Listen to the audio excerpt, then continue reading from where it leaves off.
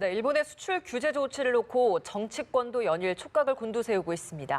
여야는 서로 다른 해법 제시에 나섰는데요. 국회 연결해서 자세히 들어보겠습니다. 최수식 기자. 네, 민주당은 일본의 일방적 수출 규제는 전례 없는 비상식적 조치이며 옹졸한 처사라고 강도 높게 비판했습니다. 이해찬 대표는 최근 일본 정부가 수출 규제의 배경으로 전략물자 대북 반출 의혹을 제기했는데 터무니없는 얘기라며 조사 결과 어떤 의혹도 발견되지 않았다고 강조했습니다. 이어 정치적 목적을 위한 경제보복이라면서 이번 위기를 우리 경제의 체질 개선 기회로 삼는 게 중요하다고 말했습니다.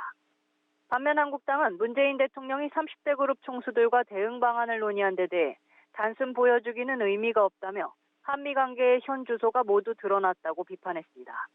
나경원 원내대표는 문 대통령이 왜 트럼프 대통령에게 일본에 대한 설득을 부탁하지 못하는지 묻고 싶다면서 정부 여당이 반일 감정에 편승하는 무책임한 태도를 보이고 있다고 지적했습니다. 바른미래당 손학규 대표는 이념과 감정에서 벗어나 문제 해결을 위해 노력할 때라며 문 대통령이 여야 5당 대표와 해결 방안을 논의해야 한다고 촉구했습니다. 국회 산자위 전체 회의에서도 여야는 일본의 경제보복 조치에 대한 정부의 실효성 있는 대책을 주문했습니다.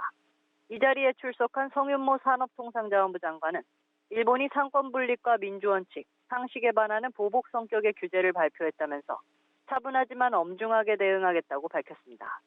이어 일본이 전략물자의 대북 반출 의혹을 제기한 데 대해선 근거 없는 주장을 즉각 중단하라고 촉구했습니다. 2시부터 시작되는 경제 분야 대정부 질문에서도 이 문제를 놓고 정부 대응에 대한 집중적인 질의가 이어질 전망입니다. 아울러 소득주도 성장과 최저임금 인상 등 문재인 정부의 경제정책과 추경안 처리에 관한 공방도 예상됩니다.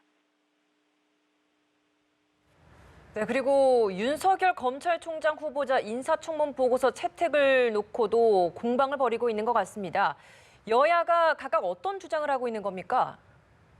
네, 민주당은 윤석열 후보자에 대한 인사청문 경과보고서가 반드시 채택돼야 한다고 다시 한번 강조했습니다. 지명을 철회할 중대한 하자가 없다며 엄호에 나선 건데요.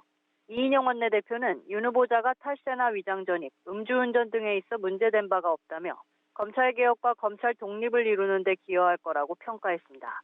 이어 위증 문제도 사실이 아니라면서 야당을 향해 거짓과 위증의 곤래를 씌우려는 시도를 접어달라고 덧붙였습니다. 반면 한국당과 바른미래당은 윤 후보자의 부적격성을 강조하며 청문보고서 채택에 반대 의사를 밝혔습니다. 한국당 나경원 원내대표는 윤 후보자가 그 자리에서 내려오는 게 검찰개혁의 길이자 검찰의 명예를 지키는 일이라고 강조했습니다. 바른미래당 오신환 원내대표도 측근을 감싸려고 거짓말을 한 윤 후보자가 총장에 임명된다면 검찰의 신뢰성을 정부 스스로 훼손하는 일이라며 사퇴를 촉구했습니다.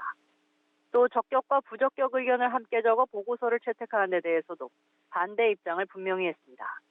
한국당과 바른미래당은 윤 후보자를 변호사법 위반 혐의로 수사기관에 고발하는 방안도 검토 중입니다. 지금까지 국회에서 전해드렸습니다.